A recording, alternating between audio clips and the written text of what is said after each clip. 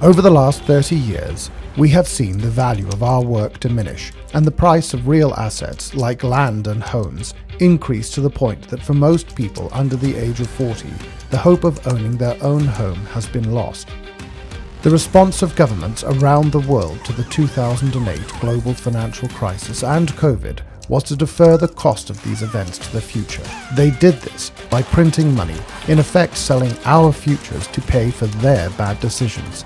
This is corporatism, not capitalism. Money printing didn't hurt those in power, nor those who supported them, because they had real assets, property, shares and businesses that rose in price to match the inflation of money supply. But for most of us around the world, it sold our future for a fraction of its value. In response to this, a mysterious figure known as Satoshi Nakamoto created Bitcoin. He wanted to create a currency that could not be printed on command, thereby devaluing our labor. A currency that could be traded electronically between people without intermediation, allowing all of us to participate fairly in the economy. But if you tried to buy your groceries with Bitcoin, you'd stand at the checkout for at least 10 minutes, probably hours, waiting for the transaction to process, and the fee would cost you more than the carton of eggs and bag of apples. Bitcoin's limitations meant that it stopped being considered a currency in 2016 and was instead called a store of value. But it opened the door for someone to create a genuine currency that nobody controlled, but everyone could use. That someone is us. We created the Gajumaru blockchain and the Gaju currency.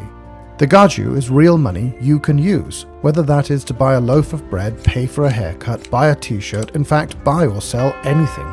It is a currency for everyday use. On Gaju Market, anyone can buy and sell any legal goods or services, just like you would on eBay, but at a fraction of the cost. Like Bitcoin, Gajus are mined on a computer. Unlike Bitcoin, mining Gajus does not require specialized equipment, nor huge power supplies. During our protected rollout, you can mine this on everyday computers, like the ones that sit in your home doing nothing for most of the day. We are working to get millions of people like you to mine the Gajumaru and be rewarded with Gajus that you can then use as real money. At the end of 2026, the Gajumaru will open to public mining. By then, we will have brought together millions of people like you to mine the Gajumaru. This will create such powerful combined computing capacity across so many millions of people that the Gajumaru can remain highly decentralized, enabling an economy for the people, by the people. To make all of this possible, we offer a variety of mining packages that combine all of the software and services you need on our website, gajumining.com. The software is simple to install, and there is a step-by-step guide that will get you mining and participating quickly and easily. You can buy those packages now. You can start mining the Gajumaru and being rewarded in Gajus now. Select a suitable mining package from the gajumining.com web store. Install and activate the software on your device and start mining today. This is an opportunity to be part of a movement to restore our humanity, our dignity, our sovereignty, creating a better future for everyone. For the first time in thousands of years, you will directly benefit from your work, your ideas, without being taxed by intermediaries or needing permission to be part of the global economy. We believe that capitalism is I win, you win, we all win, not I win, you lose. That's corporatism. We refuse to pursue venture funding that would demand we play the corporatist game, and chose instead to grow this movement by giving everyone the opportunity to benefit from their contribution to the movement. Just like being able to mine Bitcoin in 2008 or 2009, getting early access to mining the Gajumaru now allows you to mine the greatest number of Gajus and benefit most from being part of this movement. We want to share that with you. We want the whole world to be part of this. We want everyone who cares about our future to get on board and take this from a movement to a reality. We want to see an economy for the people, by the people, now. Join us. Put your fingerprints on humanity's story, our history. Be a leader in the economic emancipation of humanity. It's simple. Go to gajumining.com, select the mining package that's right for you, and get started today.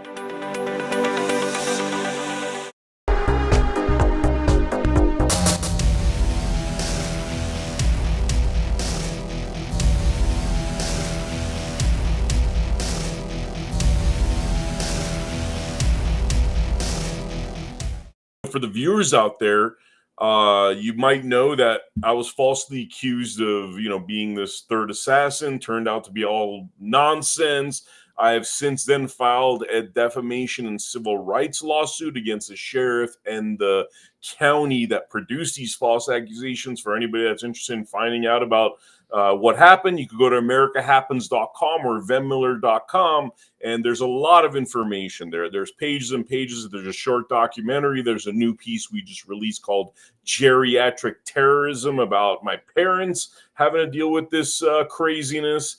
I won't talk about it too much in detail here, but the long and short is I filed a lawsuit, and Brandon and I were hanging out, and I said, hey, man, with your brilliant research and brilliant mind, I would love to hear you analyze my case. Let's talk about it. So that's really what this episode was supposed to be about an hour and a half ago, but it's got there's too much great information, dude. We could do 100 of these and it'll still be very interesting. So did you want to dive into that at all, or? Yeah, why? Just give me the brief reason, because you gave me 2 complaints. You gave me the original complaint, and then it looks like on the 28th docket item, you filed a amended complaint. Can you just give me without having to dig through the docket, can you give me the reason why you filed the amended complaint? An amended complaint, by the way, for the audience, it's like to make a correction, adjustment, and it basically starts the entire cycle over again. So like if there was an answer and a reply and a bunch of shit that happened with that first complaint, when you file an amended complaint, it's basically almost like a reboot of the entire lawsuit. Yeah, so that's what it was. It was like, so they tried to do a motion dismiss, anti-slap. So the amended complaint is, I think we're getting more information as time was going on in terms of the bad things that happened. And a lot of it's like affirming what was in the original complaint, the fact that there was a lot of defamation, civil rights violations, failure to train. Failure to train was a big one. That's a constitutional civil rights issue, because you have this police department or sheriff's department making accusations of somebody being an assassin, and there's not a shred of evidence. So that would indicate that these guys are just not trained very well. So really, the essence of it was a combination. I think 7 counts in total, or 7 issues in total. A few of them civil rights, few of them dealing with defamation. Right here. Yeah. If you share my screen. Should I add it? Oh, sorry. Okay. Yeah. I pulled it up. This is the amended complaint here. Yeah. So yeah, First Amendment violation. So the First Amendment violation in this version is really, you have a right to assembly, and that was prevented when they made all these false accusations and had me arrested. Municipal liability, failure to train, is where, yes, they don't know what they're doing, essentially. That's a 1983 Monell claim, I believe. Failure to intervene is, let's say they're doing something crazy and they don't stop it, like calling somebody an assassin, starting an international press conference, letting 300 media outlets worldwide know about these false accusations, So that's as far as I know in terms of those actual counts. Slander, libel, intentional infliction of emotional distress. Yeah. Yeah. So, I mean, obviously I will go over this with you. I mean, I just keep in mind, obviously whoever you're suing can obviously see this video. Yeah. So as long as you're fine with that. Yeah. No. I mean, this has been pretty public, so this is all publicly available. The media covered it quite a bit. In fact, we're about to have some more media hits on it soon. It's just an ever-evolving story. So, yeah, I think we could talk about it. Okay, so first question is, why are you using a bar card? Yes, okay. I get what you're saying. So you're saying I should present myself? Well, yeah. Why would you use a bar card? I mean, that's just, if you're so if we go to my questions and answers page, and again, it is what it is. I'm not saying you're not going to get traction. In fact, you may get more traction with a bar card than without it. I'm a purist. I'm the total opposite of Joey Kimbrough. Joey Kimbrough will say or do anything to win, and he's very open about it, and he wins. I won't do that. I'm a purist. Mm-hmm. I base everything off of fact and law. If I know I'm going to lose telling the truth, and I know I'm going to win by fibbing a little bit, I'll gladly lose as long as I'm telling the truth in the process. This is why we love you, man. Yeah. It's a very odd and different way of thinking and behaving. The way I look at it is, if I tell the truth and lose, and I'm going to come back again, tell the truth, lose again, I'm going to come back, tell the truth, and lose again. Eventually, I'm going to wear you down and win. Eventually. Mm-hmm. I don't have a battery. I'm willing to do this till the day I fucking die. I may live to 120 years old. You might die and someone has to replace you before I'm done with you. So to me, it's not even, who cares? Like, you know what I mean? Like, I'm not going to give one shred of my integrity away to win. I don't need to, because I'm going to win eventually. It's just a matter of time. So if you look at the definition of the word client, a client from Corpus Juris Secundum is defined as one who applies to a lawyer. Clients are also called wards of the court. Then you look up the definition of wards of court, and the definition of wards of court is infants and persons of unsound mind placed by the court under the care of a guardian. And this comes from 7 Corpus Juris Secundum 4. Mm-hmm. So what you're doing when you take on an attorney at law who is going to represent you, which that's also here, represent. 2 definitions of represent. Definition 1, to appear in the character of, personate, to exhibit, to expose before the eyes. To represent a thing is to produce it publicly.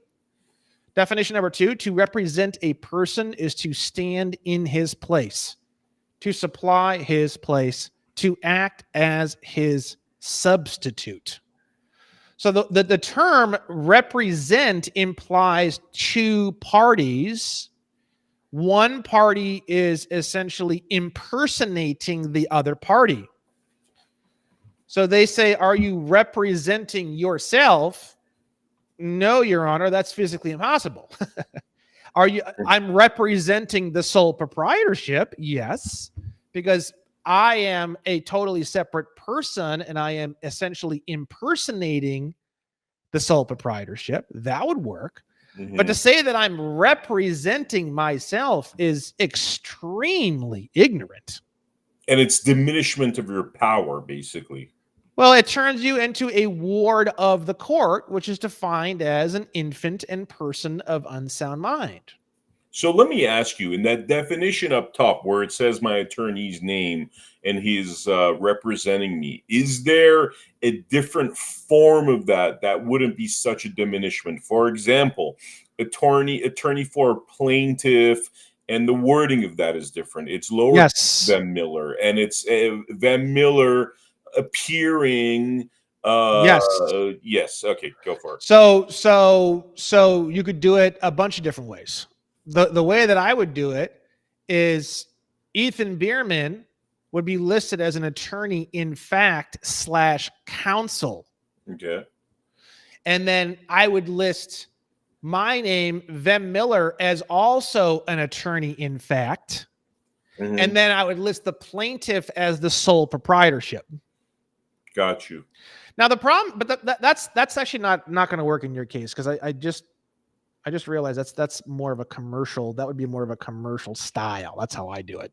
Yeah. Because this involved you physically, your body, and it's actually something that I wouldn't actually do that. Sorry, I apologize.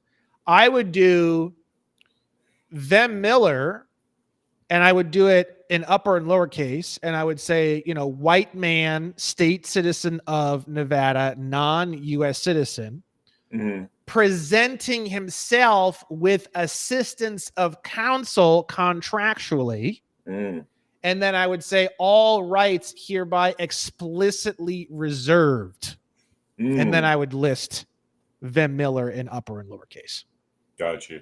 So he's contracted in as counsel, but he's not going to be representing you. He's not going to be speaking for you in the court. That would mean if you did that, you would be the one to speak at hearings. It wouldn't be him. He could be there, but ultimately you would be the one that would need to be the one speaking and driving if you set it up that way. Gotcha.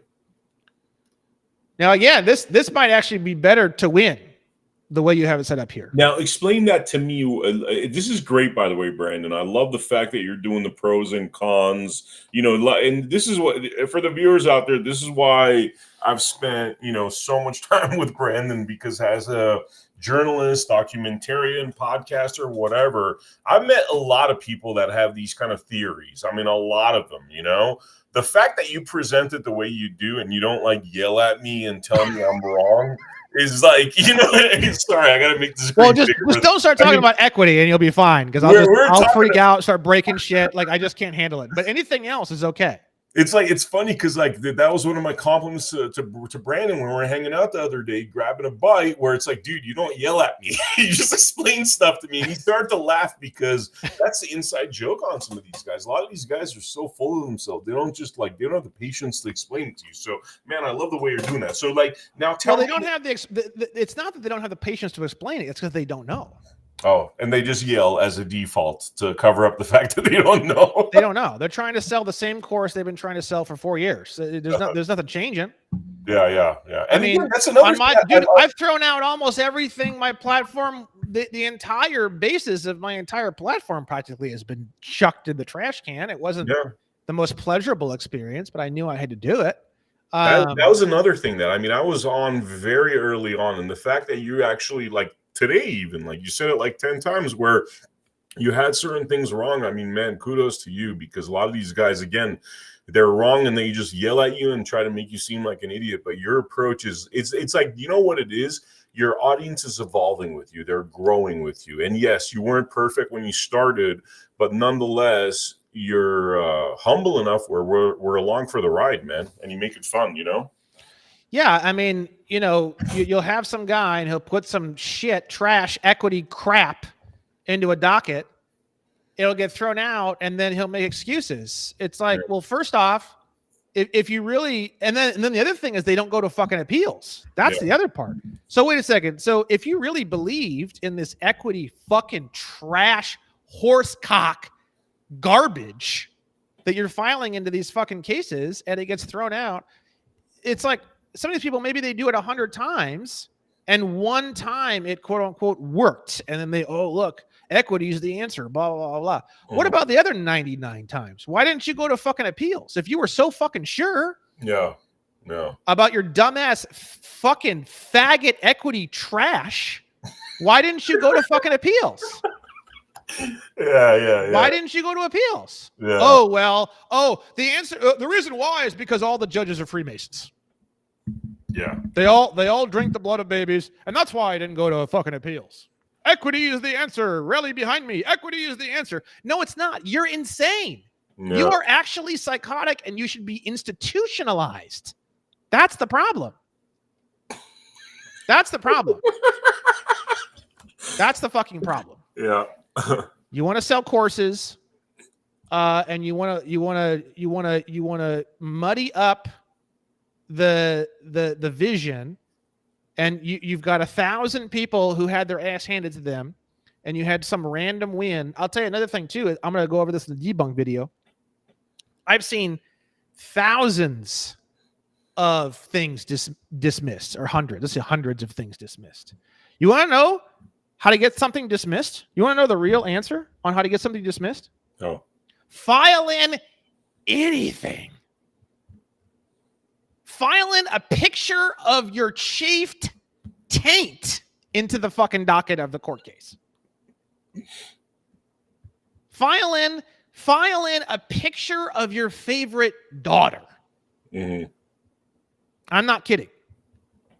I've seen so many dismissals from so many different things, from so many different angles. I've seen dismissals from things that are so insane that make no sense. I've seen dismissals from people filing in things written in Latin. Wow. I've seen it's so what happens is someone says, "Oh, equity is the answer," because they filed in some equity trash fucking retard shit into a fucking docket and they dismiss the case. No, that's not the reason why the case was dismissed. The case was dismissed because you filed some shit into the docket. They knew you were going to be a fucking giant pain in the ass, and they decided to just dump it because they got fucking 9,000 other cases that they don't have anyone that on the other side that's going to respond. Mm-hmm. And they just don't want to deal with you, and they just dismiss the case. Mm. I have sold over 300 license plates, diplomatic license plates, at least. Mm-hmm. And we've had about maybe 10 or 12 people get arrested for them because they're idiots, and they probably had smoking crack in some fucking 1999 fucking Toyota minivan Previa with a back window shattered out with a fucking garbage bag over it. God knows what. And they've got a fucking diplomatic plate on the car. Fucking idiots. The same kind of people that'll go out and do equity. We're talking about fucking that people. too. Like your car has to look like a Same fucking people. car. The kind of people who talk about equity all day long and defend it are the kind of people who are smoking crack with fucking moldy pizza, and their windows are shattered out, and they get pulled over, and there's a fucking crack pipe on the dashboard, and they roll the window all the way up, and they've got it just cracked a little bit, and they tell the fucking cop about equity. Mm-hmm. And then they get their fucking windows smashed in and they get arrested. Equity didn't work. So shocking. I don't know what happened. I don't know what happened. I'm so confused, right? So we've had about 10 or 12 people and I've had a body cam footage for a couple of them. So I've gotten a pretty good view on a couple of them, what happened. Every single charge for all 12 of the people who have been arrested using my license plate, which is a very small percentage, by the way, all of those charges have been dropped. And all 12 of those people have done wildly different things. I wasn't really helping them very much because they're fucking retarded. They should go do equity. That's what they should be using. They're fucking retarded. Go use equity. It's perfect for you. Right? So the thing is that but there's 12 different people and they're all doing different things. And a lot of them, because they're fucking retarded, are so fucking retarded, but they were all dismissed. They were all of them have been dismissed. Every single one. Wow. We had one. She filed. I'm not going to start saying people's names and stuff. There's privacy. I mean, if you're hearing this and you're one of the people and I say you're retarded, well, too fucking bad. Okay. I probably said that to you when I was talking to you. So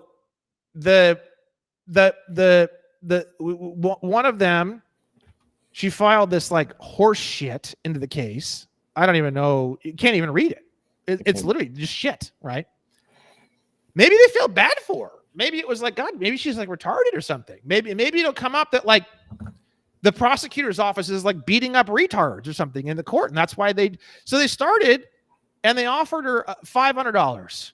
That was the first offer. And she came back to me. And this is not an invitation for retards to come and hit me up. These are people who I knew, who I had already had communication with, who were going through something and they were either a referral or they had paid me or there was some kind of a warm line there. If you think you can just message me and I'm going to start helping you because you're fucking retarded, don't do that. Just go do equity. You'll be fine. It's perfect for you. These are people who I already had fucking communication with. I already had something going on with. Okay. And she comes back to me and she said, and what she filed in was just trash. And I just told her, I'm like, I'm not going to put in the amount of effort it's going to take to turn this log of shit into something worthwhile. Just file it into the case. Fuck it. And she did. And the response by the state prosecutor was, all right, fine. We'll reduce this from like a misdemeanor, like 1 year in prison, to a $500 fine. That was like the first offer. And I was like, and I had already seen like 10 or 12 of these things, and I was already like trying to find a pattern, and there was just nothing. There was no pattern at all whatsoever. And I said, no, just file in put some equity in there. Just file trash into the docket and see what happens. And she did that. She filed in a response saying no to the $500. She filed in some trash, and they dropped the charge. But most of the time, they don't even do that second offer of $500. Most of the time, they file in like trash, unreadable trash, and they just drop the charge. I'm not kidding. Wow. So there's all these guys on the internet running around talking about how this is the winning way, that's the winning way, this is the winning way. They've built an entire platform, for example, equity. But again, I don't want to. This guy, Amir at Matisse Academy, people keep telling me his name. I haven't looked into his stuff. I know there's some people learning from him. I know he's the big equity guy. But I can't sit here and say he's the cause of all this, because there's a bunch of other people that are telling me about this book, The Rules of Chancery, written by some fucking dude from 100 years ago or whatever. I don't know if it's him. I don't know if it's just low self-esteem just in general. I don't know what it is. And I don't want to go and sign up for Matisse Academy and dig through all his stuff trying to figure out if it's him. I don't care. For me, it's just in general, there is a complete and utter, deep, upsetting, intense, earth-shattering psychosis regarding equity. I don't care where it's coming from. I don't care who's responsible for it. It could just be low self-esteem and retardation just in general amongst the general public. It could be that. I don't know what it is. But I'm just going to expose the fuck out of it, make fun of it, and just the block button is going to get so worn out, it's not even going to fucking work anymore. So that's where this is going. So I'm just going to keep bashing equity and talking about retards and fucking, people and fucking who can barely even walk, people with like 40 IQ. I'm like, equity, bro, let's go, dude. You're perfect for it, right? I'm just going to keep doing that until this insane, retarded psychosis that I'm seeing in the fucking people, wherever it's coming from. I don't know where it's coming from. I'm not even going to look for it. I'm not going to look for the source. I'm just going to nuke everything everywhere until this psychosis is brought under control. So I keep saying equity. That's why I'm doing it. And you're going to start seeing me do this over and over and over again in every fucking show that I do until this has gotten under control. Yeah. So my point is, you can file anything into anything. And I've seen dismissals. I've seen there is no, go look at 100 dismissals. They're all different directions. You can't tell how or why. A lot of times there's a checkbox on there, in the interest of justice. That's the one they always check. In the interest of justice. And it doesn't say anything. We hereby dismiss this case in the interest of justice. That's it. Wow. So you've got 1,000 different dismissals or reasons why or whatever. One's in Latin, one's in quantum syntax, one they sent in a 1099A form, one equity, the retard in the wheelchair is doing the equity. You've got all these different things and they're all getting dismissed. There's no rhyme or reason. There's no pattern to it at all whatsoever. Yeah. So to say why is bullshit unless there's an actual opinion, and inside the opinion, the court or the justice explains that yes, this is why. So with that said, that's just this first part here. The attorney, but having an attorney at law like this and turning yourself into a ward of the court, it's also very, very normal.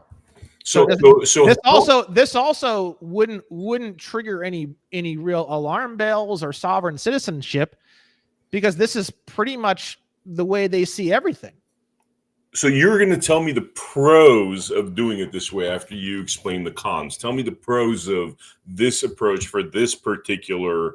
The pro is it's very normal and you don't need to do anything. Those are the two pros. Ethan Bierman can be the guy on all the calls. You don't even need to be there. I mean, unless the court orders you to be there for some reason, but you don't even need to be there. He can talk for you. He can walk for you. He can jerk you off. He can do the whole thing. You don't need to do anything. So if I did this by myself, I mean, tell me the difference between having somebody representing or presenting me versus doing something like of this kind. You know, it's different, I guess, with this lawsuit, because it is something that involves personal attacks and that sort of thing. You know, what I was told was that, look, this is like, you're pretty traumatized. They called you an assassin. You had to go into hiding. The whole shit was crazy. Probably best that, you know, with emotions being what they are, you might get angry and start yelling at Chad Bianco for being such a, you know, scumbag. Best to have presentation. So, you know, that's not untrue. Yeah. That's not untrue. I don't think that's untrue. But again, keep in mind the definition of a client being a ward of court and the definition of ward of court being an infant or person of unsound mind. If I was, and I'll say this, and I feel it's pretty safe because I don't think the police are going to use what I'm about ready to say, because it's just so outside of the boundaries of what any of these bar cards would ever do. So I think I'll be okay saying this. I would attack you, and I would say that the reason why you took on a bar card is because you can't handle your emotions. Yeah. And because you can't handle your emotions, you are an infant or person of unsound mind. I would stick you in the box to cross-examine you, and I would literally attack the fuck out of you, and I would get you to totally freak out in the witness box, and then I would use that against you to destroy you. Yeah. It's almost like if you look at the letter of the law, the fact that I had a representation confirms that I'm a lunatic, according to what Chad Bianco, he literally called me a lunatic when he was trying to false accuse me. So in a way, but it's also so beyond the norm. I don't think they want anybody in the court to beyond the norm. Yeah, they don't want it. It's not 1 yard outside of the box. It's like intergalactic outside. Yeah. Like they would be affirming everything that we're saying, and in a way the court could collapse because it is a high profile, high profile matter. If all of a sudden we're like, all right, you know, they called this dude a sovereign citizen, because remember, they're trying to have me be some kind of sovereign to paint this crazy picture. But then we affirm that by not being a sovereign, you're actually saying that you're a lunatic or some kind of like weak-minded loser. They don't want that stuff coming. They're never gonna. No, there's no bar card. There's no police force. There's nobody but the most insane mankini wearing lunatics on the fringe of the galaxy would ever use that kind of a thing. But I'm just explaining. Again, I'm a purist, so I'm going to operate off of all the pure ideas and definitions, and I'm going to attack from a purist standpoint. Yeah, totally. So that's that, and then. This is all purist, you know. So if we go into what I'm about ready to explain to you is the craziest shit anyone's ever seen. A court's never seen anything within, 16 galaxies of what I'm about ready to show you. But I will show you what I would do to attack the 42s. So if we go to so you use 42 USC 1983. Let's go just a couple sections before that, and let's look at 42 USC 1981, equal rights under the law. All persons within the jurisdiction of the United States shall have the same right in every state and territory to make and enforce contracts, to sue, be parties, give evidence, and to the full and equal benefit of all law and proceedings for the security of persons and property, as is enjoyed by white citizens. Mm-hmm. So what I would do is I would write a motion to dismiss or a motion to strike on all of the 42 claims. Because So because you're not a Negro. Because So I'm not a 14th Amendment citizen. You're white. Okay. So I would do 1, 2, 3, and 4. I would write a motion to strike or a motion for dismissal on those 4, based off the fact that you're attempting to use the Negro Civil Rights Act, and you aren't a Negro. Okay, so now let me ask you the reverse of that. What would you do to strengthen those 4 things? Well, the thing is that the courts and anybody you're going to be fighting against in the defense, they will never, ever, ever, ever, ever in a bill. If someone offered the defense attorney $1 million to file what I just said into your case, they probably still wouldn't do it. So there's no risk of anyone pretty much on the entire planet except me doing that to your first 4 charges. Yeah, because that's all based on the Slaughterhouse case, which we talked about in 301. That's all from the presumptions of that case, correct? Well, Title 42 is essentially the Civil Rights Act, mm-hmm. which came out for the Negroes. Yeah. So if we look at 42 USC 1983, which comes right after that, that's the one that you used. If we go to 82, all citizens of the United States shall have the same right in every state and territory, as is enjoyed by white citizens. Mm-hmm. You have used a body of law that you have no right or ability to use, which is Title 42. Mm. So I would knock all 4 of those off right away. Yeah. That's how I would do it. Yeah. And the problem is you're fucked either way, because if you try to fight against that, it turns you into a Negro. So you're basically fucking yourself even worse than if you just drop the case. So that's interesting. But that's basically because of these new findings. None of these bar card holders are going to even fathom what you're talking about. Well, even if they knew what I'm talking about, they would never dare. They would never dare. They don't have the balls to pull something like that. Yeah, like the bar would hunt them down at that point. They'd never be. I don't know, but they would believe that the bar or something would happen. But I personally don't think anything would happen. But they would believe delusionally. Fear is false expectations appearing real. They would have a very strong false expectation that something very serious, whether it's a liberal outcry or something would occur.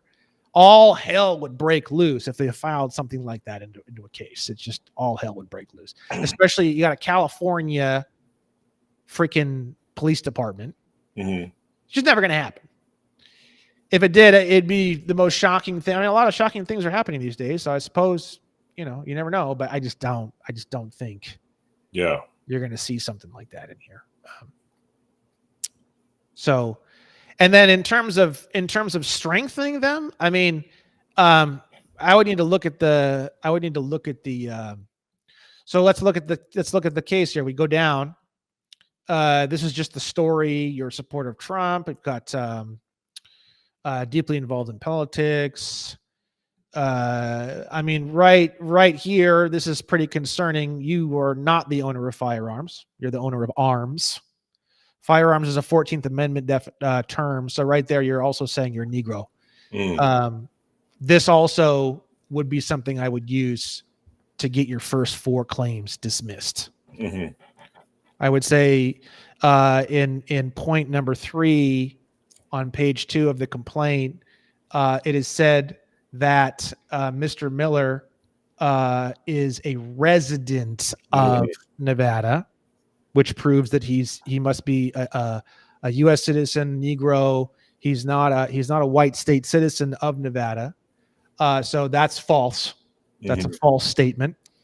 He does not have the full rights of the Second Amendment. He has reincorporated rights of the Second Amendment based off of that McDonald case.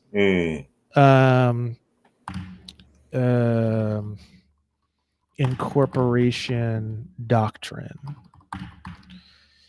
I would say he's attempting to say that he has the Second Amendment via McDonald versus Chicago, and he doesn't. And I would attack it. I would attack it that way.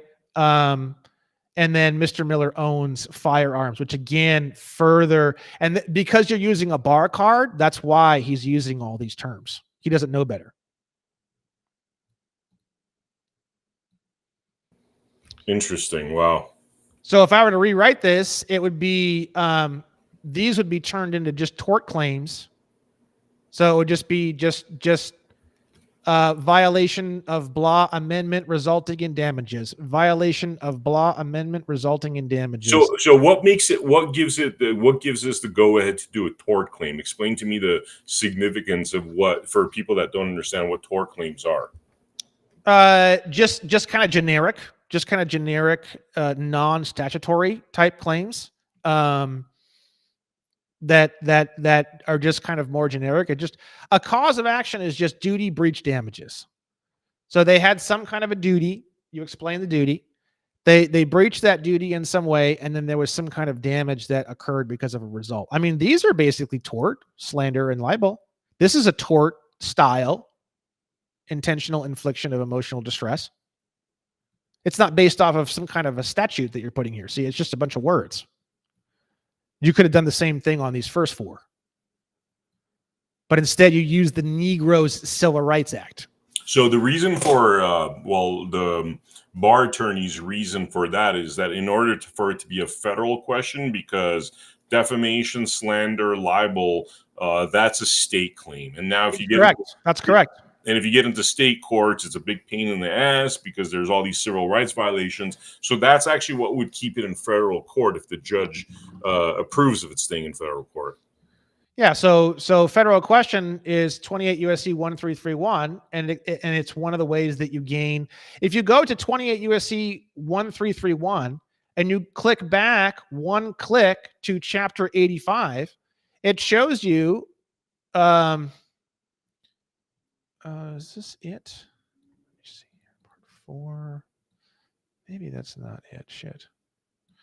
I forget how I found the section talking about the various jurisdictionals. Because there's federal question, there's diversity, there's a few other ones that you can use. One of the ones that I would have used if you are going to use Title 42, that would have been, in my opinion, a much stronger way of doing this is I'm surprised you didn't use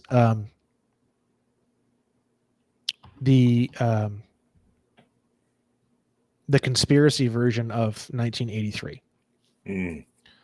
So this causes this is a 1983 on the conspiracy side, and it 10x's the damages. And then also 1985 has a special, very unique, totally separate let me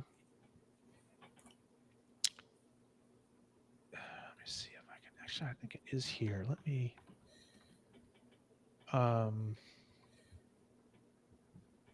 is it this one?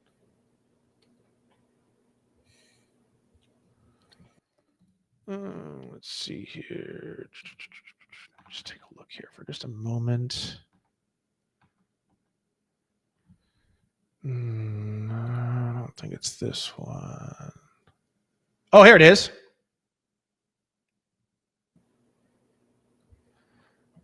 So here is a special type of jurisdiction that you never really see anybody use. I've never seen it. 28 USC 1343, civil rights and elective franchise. The district court shall have original jurisdiction for any civil action authorized by law to be commenced by any person. Number 2, to recover damages from any person who fails to prevent or to aid in preventing any wrongs mentioned in 1985. And then this first one is to recover damages for injury. So with this particular style of federal jurisdiction, you can rope every single person who knew about what Mr. Bianco was doing and didn't take action to actively prevent the wrongs mentioned.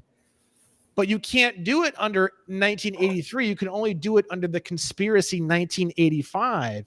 So you could go into the case, if you would have had an 85, you could have subpoenaed to collect all the emails and phone calls, and then through 28 USC 1342 subsection A2, you could have dragged every single motherfucker in as a defendant who knew about the situation and didn't take any. So then you could have combined that with the rule of evidence 301.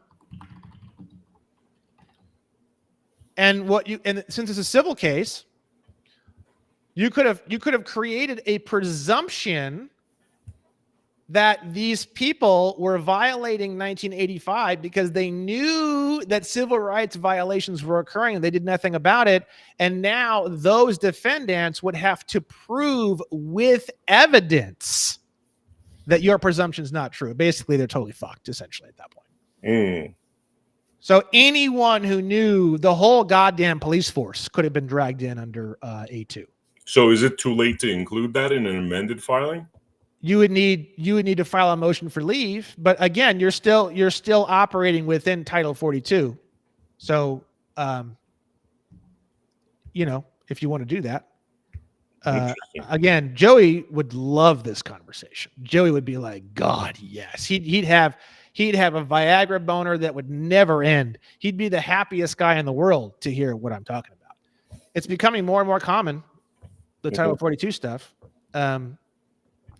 Because of the 14th Amendment issues, why you're hesitant for Title 42? I would never use Title 42. And if I was going to use it, it would be the sole proprietorship would be the plaintiff. Mm-hmm. You can do that in a commercial case, which is pretty much all I do is commercial cases. So I just make the sole proprietorship the plaintiff.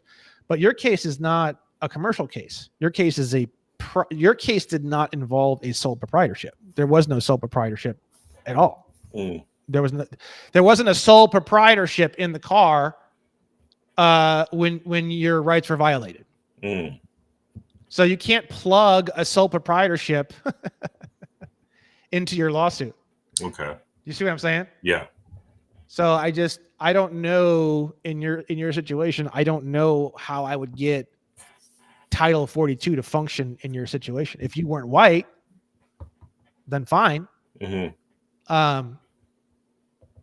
The problem is if the way I look at it is if somebody uses a Title 42 in one of their lawsuits, I would use that against them later. Like if you sued me for absolutely any reason and I did a background check on you and found out that you filed a Title 42 and you were calling yourself a resident who owns firearms, I would get your whole case dismissed because I would say, he's a U.S. citizen. He's not even a fucking state citizen. Evidenced by his use of terms such as resident, firearm, and Title 42 Negro civil rights actions in the lawsuit that he filed against Mr. Bianco a year ago or 2 years ago. And then how are you going to backpedal that? How are you going to say, oh no, I am white now all of a sudden? No, you're not. You already proved that you're not. Yeah. But again, what I'm explaining to you has never, ever, ever, ever happened in the entire history of the American culture. But my whole platform, the entire purpose of why I breathe and piss is to make what I'm talking about a reality. So you're going to start seeing it more and more and more very slowly. But my point is that if like if you were coming up against Pickletarian, you're toast with this kind of shit. But this is a fucking police force. They don't know their head from their ass, and they're definitely not going to put anything like that on the record. So you're probably fine. It just comes down to, what do you feel comfortable with? I wouldn't feel comfortable with doing that. If I was going to go in this direction, I would definitely, for sure, have a 42 USC 1985 conspiracy on here. No question. Just add it in on number 5, move 5 down, and then slandered be 6, libel be 7, and then this would be 8. There's no fucking way. And then I would add in, under the venue and jurisdiction section, I would add in that special jurisdiction under 28 USC 1343 A1 and A2, the special jurisdiction that's only for conspiracy charges under 85.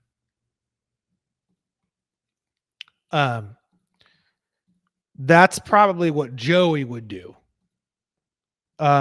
What I would do is just get rid of all the 42 completely. But it's your case. It's not my case. You're the one that's going to need to be pushing it. You're the one who's going to need to be driving it. You're going to be the one who's going to need to explain it. So the way Brandon would do it,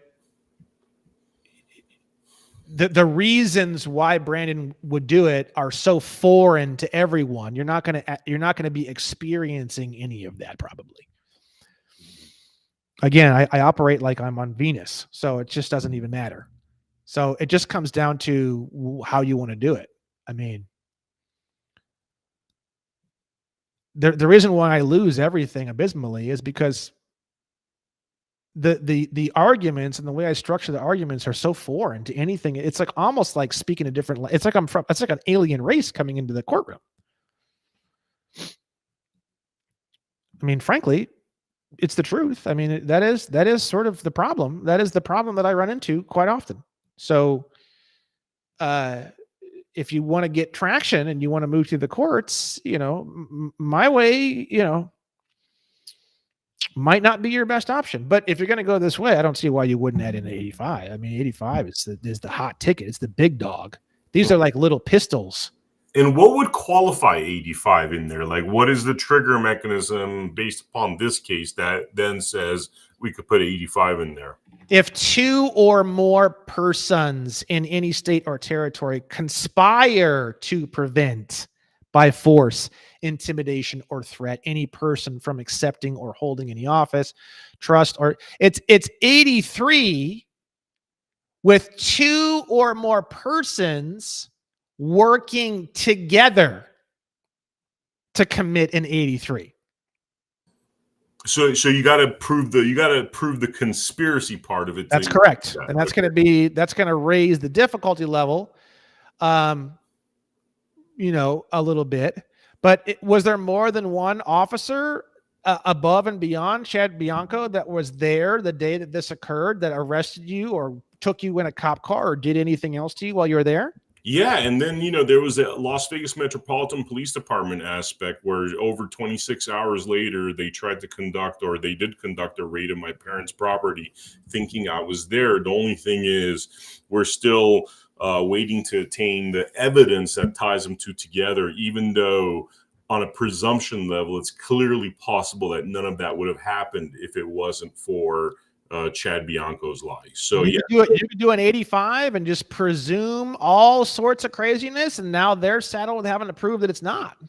Wow. Okay. So if you're going to go in this direction, I'd say I don't see why you wouldn't. Mm-hmm. But you aren't a fucking resident of Nevada, and you don't own any fucking firearms, so that's a problem. Yeah. You see? Yeah. I could pull off a 42. I could pull off. Well, I don't know how. Anyway, never mind. I was going to say because I was going to say I would make the sole proprietorship the plaintiff, but I just don't. That's not really gonna. It doesn't work. Yeah. Because it's not the sole proprietorship that's having their rights trampled on. Do you see what I'm saying? Yeah. Totally. So, so that's that. So going down, we were at where were we at? We were at resident and firearm. Let's go back to that one. Presidential election. You went to the rally. There's that firearms word again. Let's see here. Violated his constitutional rights. Now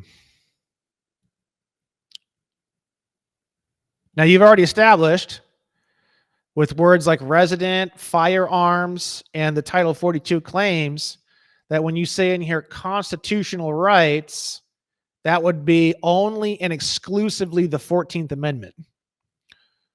Just so you know. And then from the 14th Amendment, you have the incorporation doctrine, which reincorporated sections of the original 8 amendments into the 14th Amendment category. You can see that right at the beginning, 14th Amendment.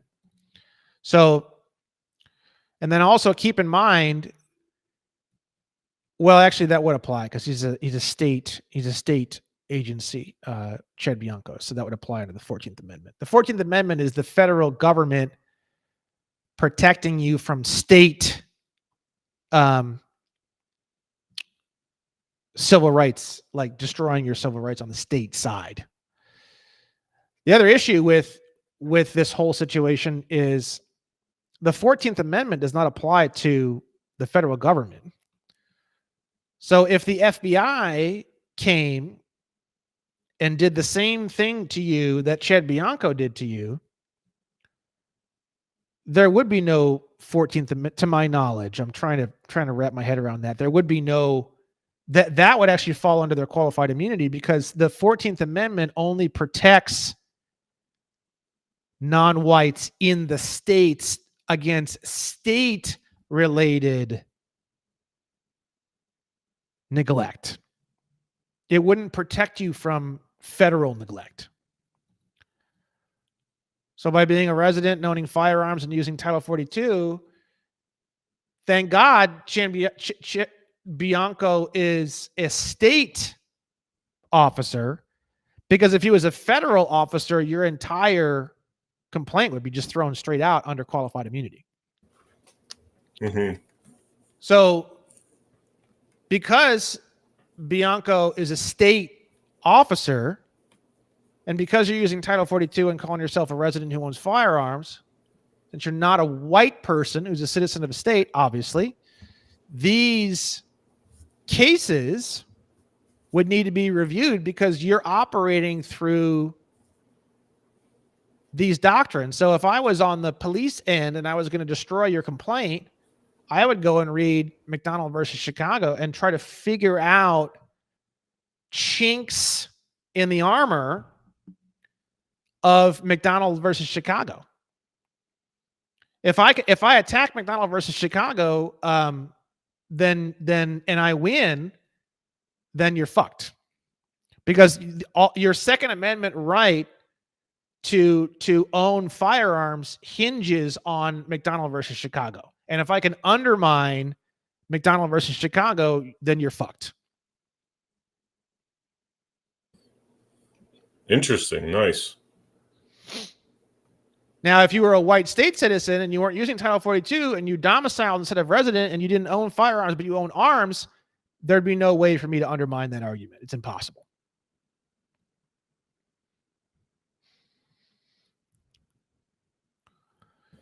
We got the news story. And again, I don't think the police or any bar card's going to use any of what I just said ever. Never going to happen. So I wouldn't be too worried about posting this video, it's just never going to happen. They'll never do it. Search the vehicle, ignored medical. Okay. You got the news story, FBI. Okay. Secret Service, FBI, some stuff about killing the president. Okay, great, wonderful. Multiple phony passports and driver. Okay. They love to say that. I know that one. So we have story. This is basically just the story. Okay, here we go. More story. Some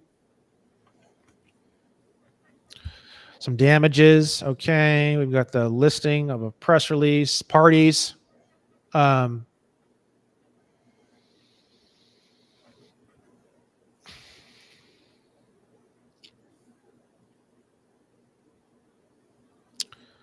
Jurisdiction venue. Okay. So he's doing it through a federal question. Okay. Federal question is 83. Okay. There's the Tort Claims Act. Okay. And then here we get into the allegations. We start getting into some background information.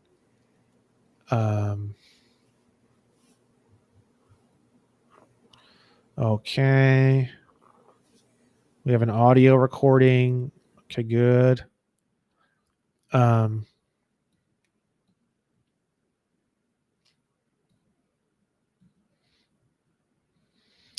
Some story here. You got body cam footage on this, or you're still waiting for it?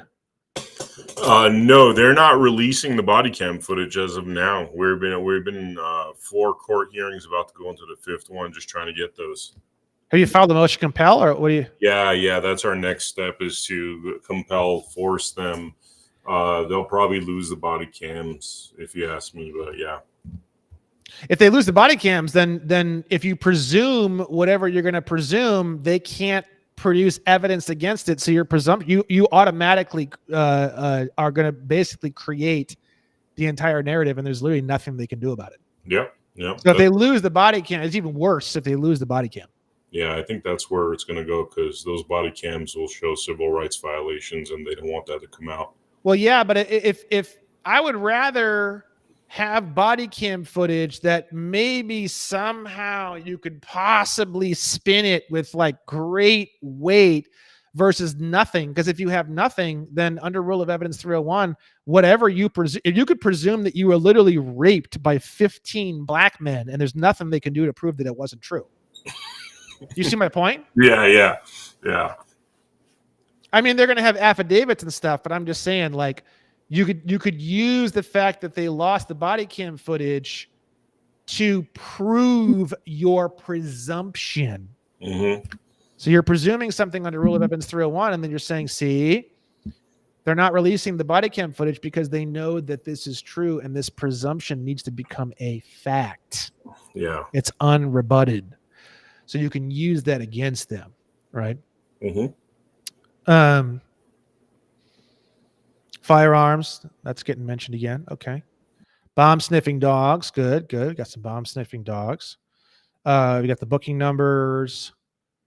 Okay. We've got the call. It looks like the call was not given to you. Okay. Or there was some difficulties or something associated with that. Okay, fine. FBI and Secret Service interviews. Okay, good. Good. We have some other stuff here. Booking progress. We've got all sorts of goodies, all sorts of good stuff all over the place. I mean, the fact that 1985 wasn't used is just insane. I mean, you have the most 1985 thing I've ever seen in my life, and it changes and upgrades this to such a dramatic degree in so many different ways. It's a massive, like, if the 83s are all like little pistols, 85 is like a fucking rocket launcher, bro. But is it because there's got to be some sort of evidence that ties it into conspiracy that it didn't happen, or? Yeah, I mean, you could talk with your guy about it. Maybe there's a reason why he didn't put it in. Maybe he's done it before and he just finds it terribly hard to prove. I mean, I'm just giving you the theoretical aspect of. He might have a really good reason as to why he didn't do an 85. I don't know. Yeah.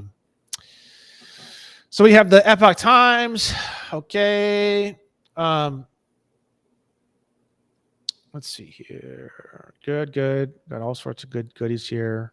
Some links to some press release type stuff. Okay. So this is just more story.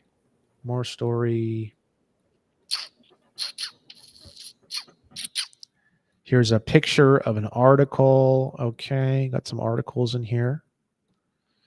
Them smiling face. There it is. KTL, KTLA. Okay. Got some stuff here. Some audio visual stuff. Okay.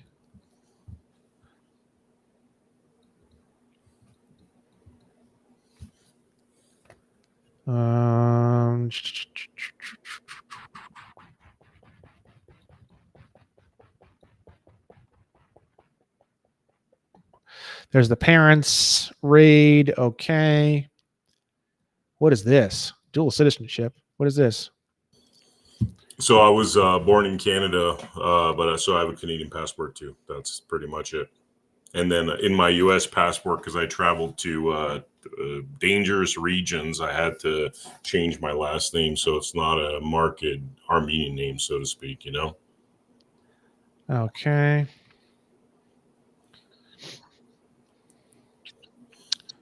I guess that's kind of a problem too, because to be a white state citizen, you wouldn't be able to have that Canadian passport. Mm. So that changes things a bit.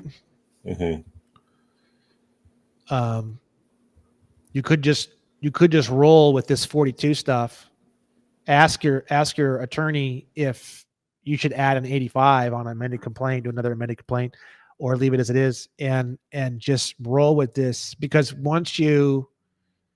if you were to go white state citizen, you wouldn't be able to have a Canadian passport. You have to get rid of it. Yeah, which honestly at this point I'm fine. I just used to use it interchangeably when I traveled for investigative journalism, because some places they favor Canadian passport versus they might be a hostile state to the U.S. But at this point, you know, I mean, he pretty much exposed all my journalism game by doing this international press conference. So it wouldn't be safe for me to travel to those parts anyway. So I'd be more than happy to get rid of that passport. Yeah. First Amendment violations against the defendant.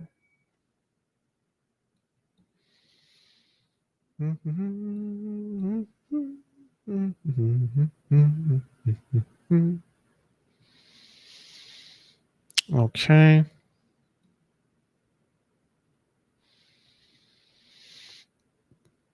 Have they responded to this? Have they answered this amended complaint?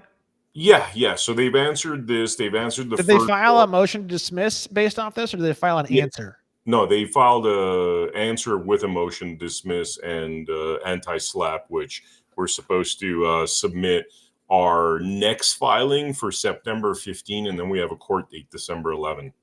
A hearing on the motion to dismiss? Yep. Okay.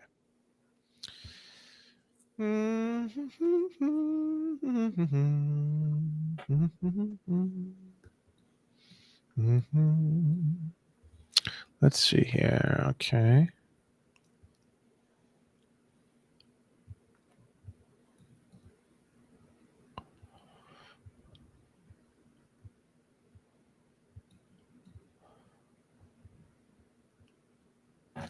Training. Okay. Yep. Training.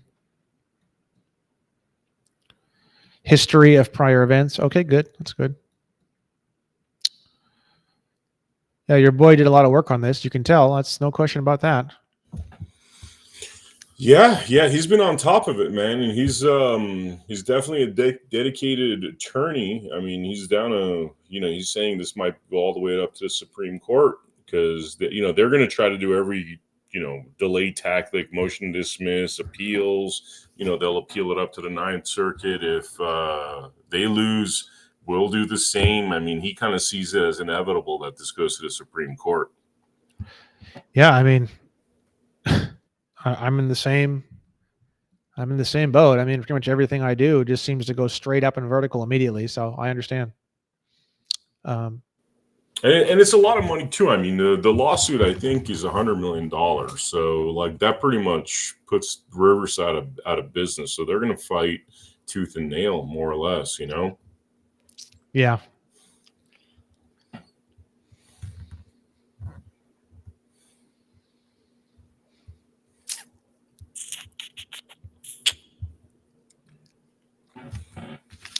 It's pretty hard to put together a slander and defamation, slander and libel, but this is pretty solid. you have to have typically a pretty extreme situation to put together libel and slander. And I would say this definitely fits the bill. Yeah, unfortunately.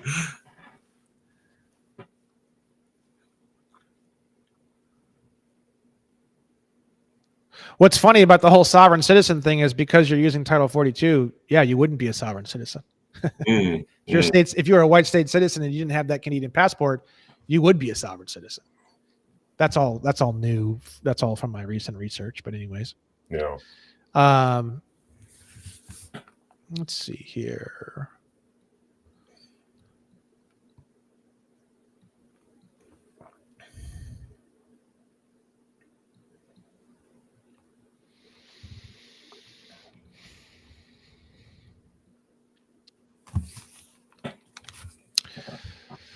Yeah, I mean, I don't know. It might be best off just rolling with this. You might want to just ask your guy about 85. Yeah.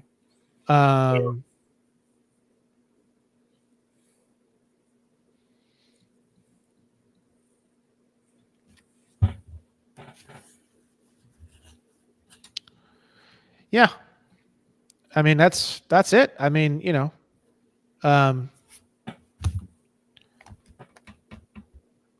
if you do this and you're worried about, again, this is how I think, so just bear with me.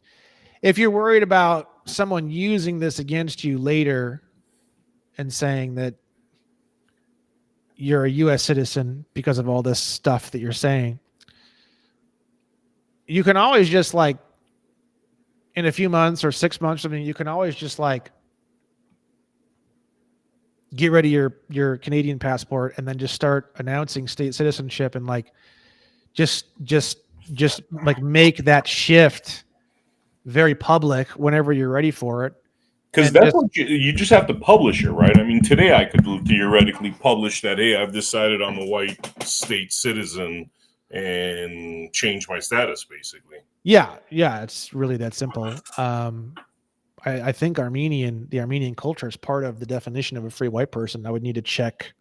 I'm like 95% sure. So you wouldn't really even, but it's a presumption anyways. So even if you weren't, you could just presume you are, and then now they have to prove that you're not. Yeah. But yeah, the problem that would introduce is it would totally derail your attorney. I mean, he'd be. You might as well throw a grenade in his mouth. He's not going to know. He's not going to know how to handle that, how to put together anything about that. He's not going to know how to push that. He's not going to know.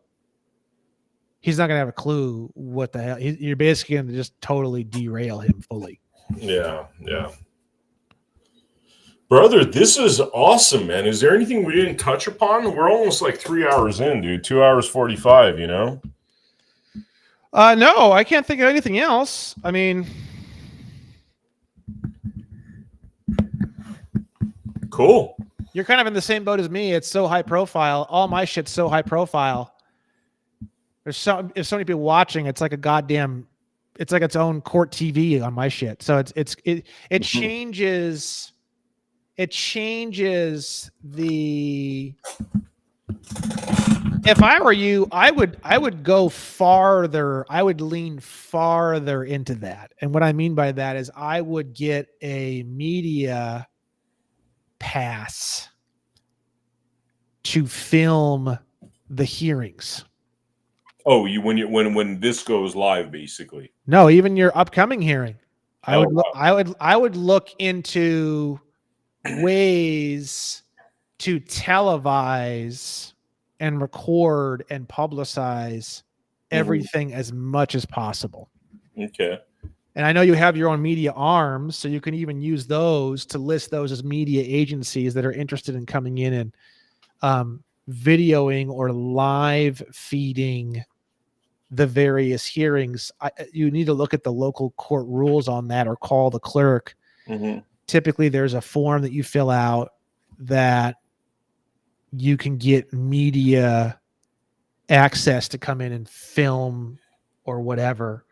I would push even farther in that direction if I were you. to keep it high profile and to Yeah. keep it and make it noisy and stuff. Yes. Is that to like stop like any kind of fuckery from happening, or is that just to kind of keep the momentum, or just to keep the pressure up? Yeah. Mm-hmm. Don't let things cool down. Make it hotter and nastier as the days progress. Make them so the whole sandbagging thing. Make it a penalty. Make it more and more painful for them to sandbag. Yeah. I mean, we've tried to make things as miserable as possible for Chad Bianco, and it just even with all his support, man, he's got a lot of money behind him, but he's not enjoying all these different exposés we keep putting out there, you know? Yeah, and everything I'm saying here, just to be clear, I mean, anyone can sue me for any reason. Would be a sexual experience to receive a process server. But just to be clear, I don't know anything about any of this. Just to be clear, I mean, just to be clear for the audience and stuff like that. I don't want it to make it seem like I'm not pro or anti anyone. I mean, Vem's obviously my friend, so I trust what he has to say. But I'm not. I don't know enough, nor do I even care enough to dig into all of the fine details. Obviously, it does appear that you have had a serious injustice that has occurred to you. And I think that ideally, the correct thing is that you should receive a balancing of those scales through the judicial system. And I think that's just the fair thing to do. Yeah. You know, that's the whole purpose of justice. That's why the Justicia has those two balancing platforms that she holds. Mm-hmm. That's why she's blindfolded, because she doesn't know what the value of the damage is from this person to this person, and she doesn't know what would repair that damage. It's all subjective. Mm-hmm. Like for me, you know, unconditional promises to pay called Federal Reserve notes, it's a bit of a joke. It's hard for me to even think with that anymore. You can give me 10,000 of them or 1,000,000 of them or 100 million of them. It doesn't really mean much to me. So it's totally altered and skewed. And it's turned me into this like mutant where it's like, you can't, I'm almost more interested in just asking 1,500 questions in discovery and getting everyone to put revolvers in their mouth and kill themselves more than I am of being issued unconditional promises to pay called Federal Reserve notes. Yeah. I'm like, you know how they death and it's like a skeleton in like a black robe with like a scythe. Like I feel like I'm like death. Yeah. Like, that is my purpose. Do you know what I mean? Yeah. Yeah. I do know what you mean, actually. Yeah. So it's like completely different, and they don't even know how to even deal with someone like me. They've never, ever dealt with anything like this. And even I sometimes look at myself and I'm like, wow, I don't even know what to think. I mean, from my own perspective, I don't look at myself and like ask myself questions or wonder. It's just like, it just makes perfect sense. Like, why would I be concerned about being issued unconditional promises to pay when I can create all the unconditional promises to pay that I want at any point in time? Mm-hmm. Like I'm more motivated by the fact that like I bring death. Mm-hmm. Like I bring death. Like I am the bringer of death. Do you know what I mean? Yeah. No, I could relate, because people ask me, they're like, oh, like when this is all done and said, they're gonna have to write you a big check, and I haven't even thought about that. I'm like you, man. I'm happy I'm bringing displeasure to the bad guys. I'm happy that, but it's not even vengeance. Like I don't have any vengeance at all. I have no vengeance. It's just my job is to bring death. Mm-hmm. That's what I'm supposed to be doing. To me, it's just like a job. It's like going in and working on the computer. Like I arrive as part of the natural cycle of life and death. I bring the end of existence. That is what I do. Do you know what I mean? Yeah. I don't know. I don't even know like how to really explain it. Like I get you. It's just, you know, Like if something needs to die, it's almost like I get a notification on my phone, like it's time to work. Yeah. You know what I mean? Yeah. It's interesting. And the thing that needs to die is what? The U.S. citizen classification and negotiable instruments operating as the primary currency supply in society. You want it to be back to gold, silver, none of this kind of interest-based system where we can use financial slavery, basically. We can use a crypto. We can use a gold and silver coin backed stable coin crypto. Yeah. In order to continue to use things like Postmates and Amazon and auto payments. And I understand that people don't want to lose the functionality and conveniences of life. I don't either. Yeah. But that would be a secondary layer. The primary layer would be the constitutional layer, which is Article 1, Section 10, which says no state shall make anything but gold and silver coin a tender in payments of debt. And, you know, very recently when I was writing that rebuttal to the vapor money theory, I'll do another screen share, is when I had already had these cases culled together, but I look at these things over and over and over, and I try to memorize a lot of this stuff. I find like the key pieces of information, like for example, I just recited word for word, I believe, Article 1, Section 10, that section, because it's so important. You know, I wanted to make sure I had it down. But if we go back to my MX reply brief, and we look up the cases as regards to the ones that I listed in the vapor money theory rebuttal section, I'll show you the exact case when they described how they were going to handle the situation. That's actually very interesting. Because people are like, oh, Federal Reserve notes unconstitutional and blah, blah, blah, blah. Well, it's an interesting conversation. Here we go. The case is Juilliard v. Greenman, 1884. It was part of the legal tender cases. By the Constitution of the United States, the several states are prohibited from coining money, emitting bills of credit, or making anything but gold and silver coin a tender in payments of debts. But no intention can be inferred from this to deny to Congress either of these powers. So basically, in English, what they're saying here is the District of Columbia is not a state. So it doesn't fall under Article 1, Section 10. That's how they did it. And that's why to this day, you have things like make Washington, D.C. the 51st state. You have a whole website on this, FAQ, statehood, state of Washington, D.C., 51st state. They've been fighting like crazy to try to get Washington, D.C. to be the 51st state forever. It'll never happen. If it happens, it would destroy the whole monetary supply. Because then Washington, D.C. would be under Article 1, Section 10 of the Constitution. It would turn us back to gold and silver coins. Federal Reserve notes would vanish if Washington, D.C. became the 51st state. Plus, it would totally fuck up the Commerce Clause. So driver's licenses and the DMV would also be essentially obliterated off the face of the earth. That sounds good. It does sound good, but there's a lot of better solutions. And that's why Washington, D.C. will never become the 51st state or 52nd or 53rd or any of the above. Never going to happen. Wow. Interesting, man. Fascinating stuff. This is great, brother. This is great. Did we is there anything we missed or? I don't think so. I mean, what do you think? No, this is awesome, man. This is a really great episode. I really appreciate your time.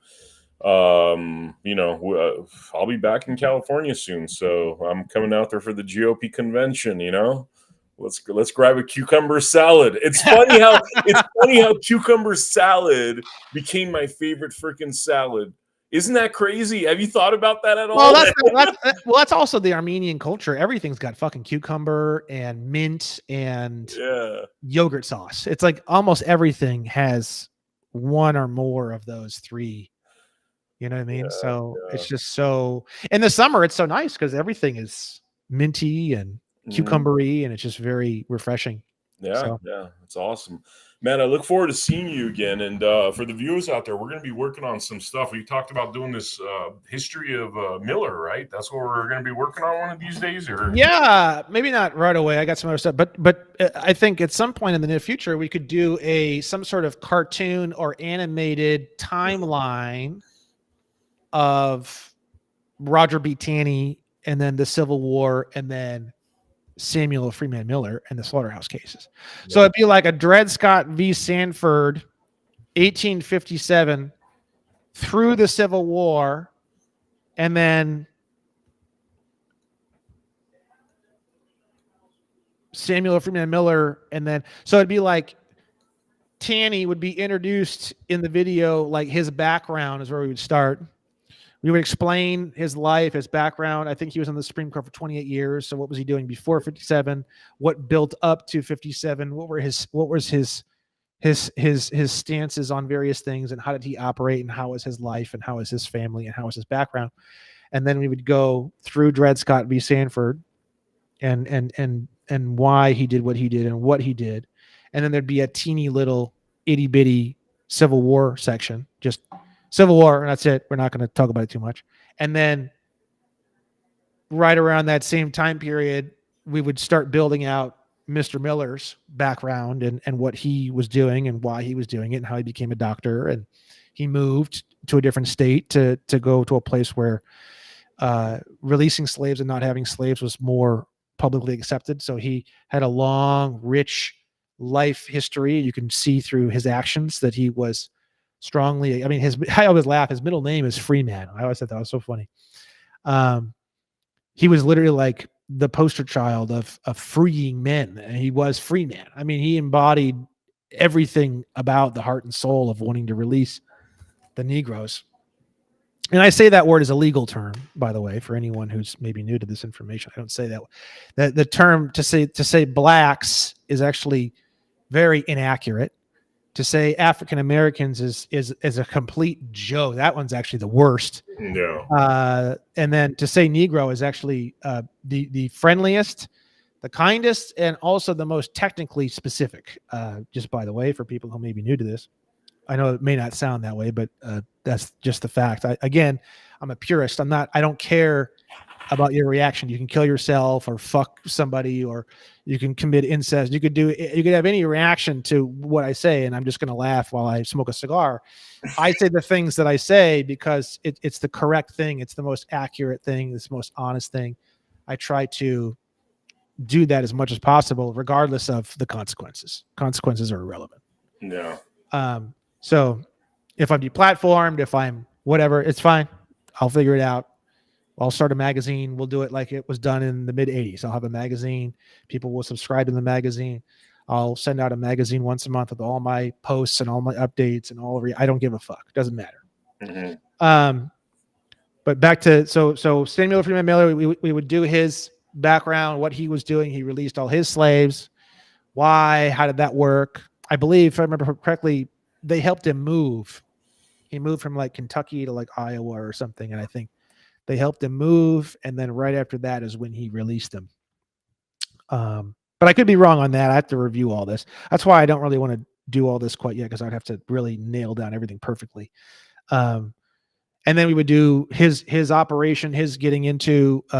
He was a doctor, and he was studying law on his own. He taught himself law as a doctor, and then he got into the Supreme Court. I don't know. I think he got into some kind of lower judiciary, and then he worked his way up to the Supreme Court. So we would kind of go into that a little bit. And then I think he was put onto the Supreme Court in like 62 or 64, 1862. And then we would maybe do a little bit of his build up through the Civil War, and then after it up to the slaughterhouse cases. And then the slaughterhouse cases ended in 1864. 1873, but you have all these different cases that all made up the slaughterhouse cases opinion. That's why it's called slaughterhouse cases. There's a whole bunch of them. So it's like Mr. Miller's dealing with like all these different cases, and him and his boys at the Supreme Court are digging through all these different cases for I don't know how many years. I really don't. I mean, obviously, I would have to learn quite a bit to even do this presentation, which is great. And then the slaughterhouse cases began, the first case, and then there was a bunch of other cases. I don't know when everything began and when all of that timeline was, but we would cover that briefly. And then the end would be the slaughterhouse cases final opinion, April 14th, 1873. And then we would do Bradwell v. State, which happened the next day, April 15th, 1873. And then we would do maybe a few other things like U.S. versus Cruikshank would be a good one. And then Mr. Miller died in 1890.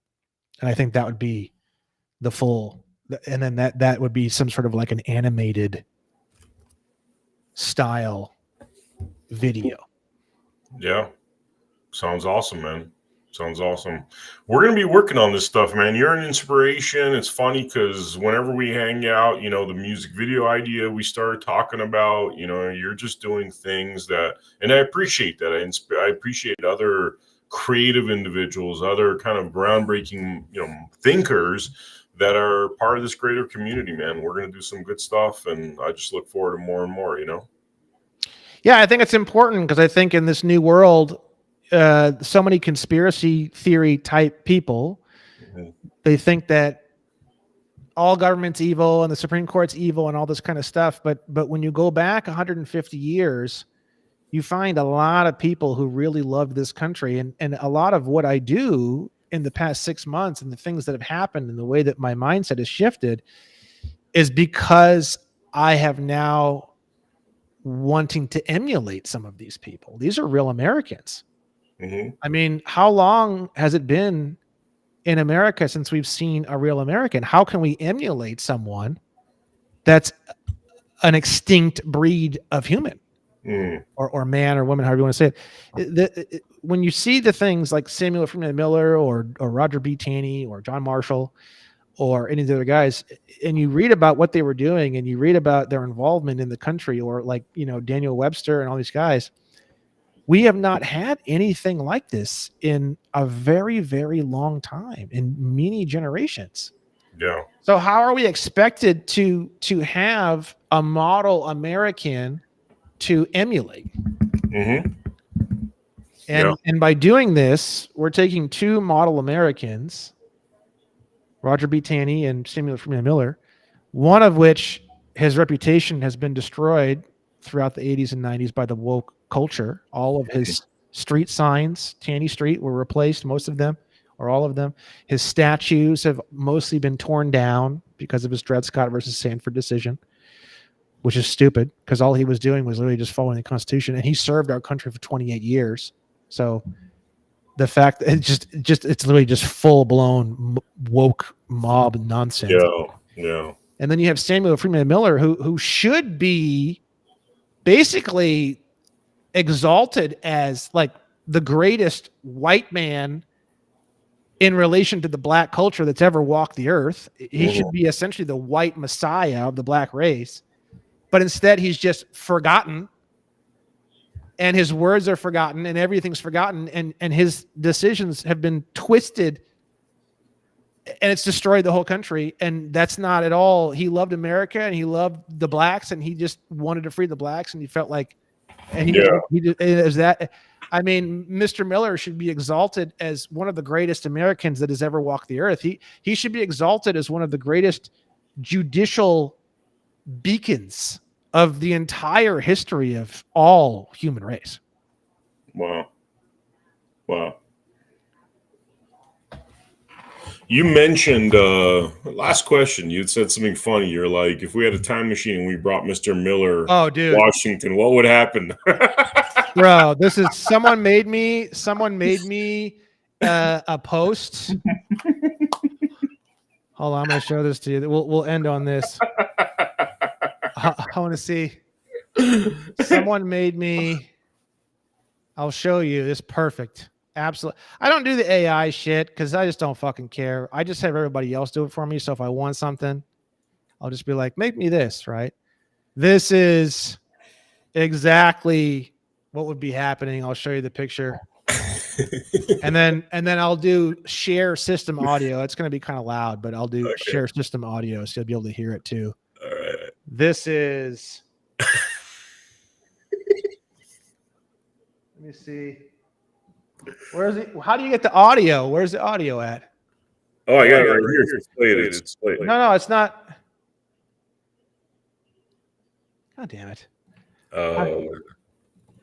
It's got audio. It's got like crazy ass hardcore rock, and it's like this dude screaming. It's like super intense, and it gives a lot of background too.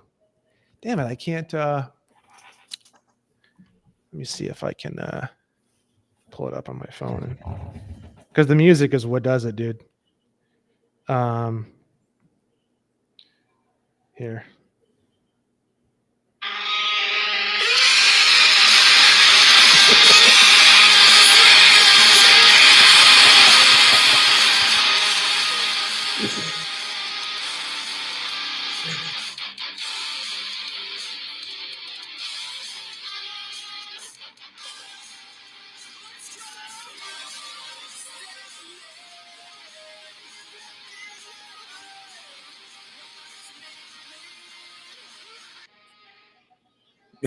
So that's the background music to it. That's basically what would happen if Mr. Miller came back from the dead. That's awesome, man. I'm turning it off because it was echoing. But anyways. Thank you, sir. Really appreciate it. It's always a great time for the viewers out there. Thank you so much for joining us for this Blood Money episode. Make sure you check out AmericaHappens.com for all of our featured episodes. I have a feeling this is going to cut into a two-parter. So hope you guys enjoy both parts, and I will see you all on the next episode of Blood Money. Take care. Over the last 30 years, we have seen the value of our work diminish and the price of real assets like land and homes increase to the point that for most people under the age of 40, the hope of owning their own home has been lost. The response of governments around the world to the 2008 global financial crisis and COVID was to defer the cost of these events to the future. They did this by printing money, in effect selling our futures to pay for their bad decisions. This is corporatism, not capitalism. Money printing didn't hurt those in power, nor those who supported them, because they had real assets, property, shares and businesses that rose in price to match the inflation of money supply. But for most of us around the world, it sold our future for a fraction of its value. In response to this, a mysterious figure known as Satoshi Nakamoto created Bitcoin. He wanted to create a currency that could not be printed on command, thereby devaluing our labor. A currency that could be traded electronically between people without intermediation, allowing all of us to participate fairly in the economy. But if you tried to buy your groceries with Bitcoin, you'd stand at the checkout for at least 10 minutes, probably hours, waiting for the transaction to process, and the fee would cost you more than the carton of eggs and bag of apples. Bitcoin's limitations meant that it stopped being considered a currency in 2016 and was instead called a store of value. But it opened the door for someone to create a genuine currency that nobody controlled, but everyone could use. That someone is us. We created the Gajumaru blockchain and the Gaju currency. The Gaju is real money you can use, whether that is to buy a loaf of bread, pay for a haircut, buy a t-shirt, in fact buy or sell anything. It is a currency for everyday use. On Gaju Market, anyone can buy and sell any legal goods or services, just like you would on eBay, but at a fraction of the cost. Like Bitcoin, Gajus are mined on a computer. Unlike Bitcoin, mining Gajus does not require specialized equipment, nor huge power supplies. During our protected rollout, you can mine this on everyday computers, like the ones that sit in your home doing nothing for most of the day. We are working to get millions of people like you to mine the Gajumaru and be rewarded with Gajus that you can then use as real money. At the end of 2026, the Gajumaru will open to public mining.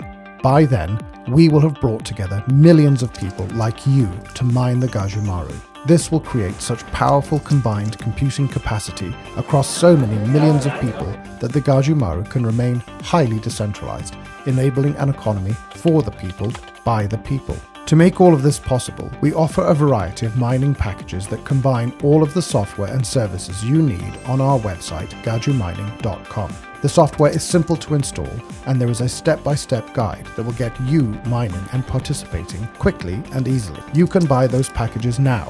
You can start mining the Gajumaru and being rewarded in Gajus now. Select a suitable mining package from the gajumining.com web store. Install and activate the software on your device and start mining today. This is an opportunity to be part of a movement to restore our humanity, our dignity, our sovereignty, creating a better future for everyone. For the first time in thousands of years, you will directly benefit from your work, your ideas, without being taxed by intermediaries or needing permission to be part of the global economy.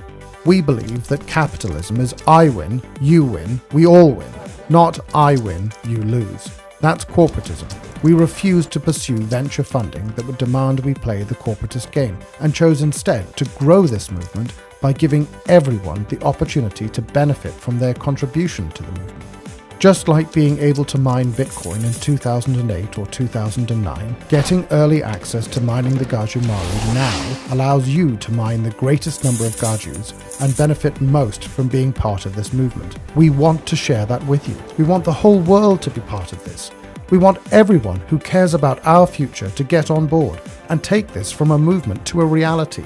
We want to see an economy for the people, by the people, now. Join us. Put your fingerprints on humanity's story, our history. Be a leader in the economic emancipation of humanity. It's simple. Go to gajumining.com, select the mining package that's right for you, and get started today.